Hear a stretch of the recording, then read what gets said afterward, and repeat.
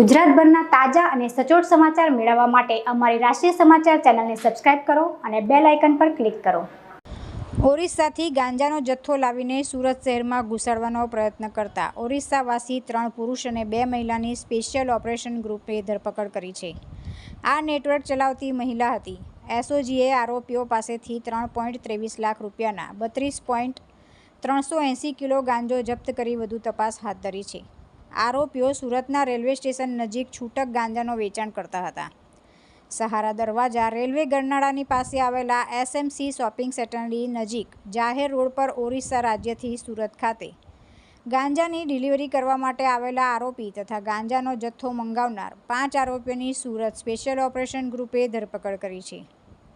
આરોપી હરપ્રિયા સ્વાઈ, અમર બહેરા, કબી બારીક, અરજીત બહેરા અને સંજુ નાયકની ધરપકડ કરવામાં આવી છે। ઓરિસ્સાથી અલગ અલગ લોકો પાસેથી ગાંજાનો જથ્થો મંગાવનાર મુખ્ય આરોપી સુરતની હરપ્રિયા છે।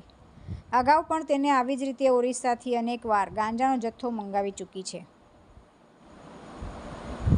તુલસી શર્મા સાથે રાષ્ટ્રીય સમાચાર સુરત।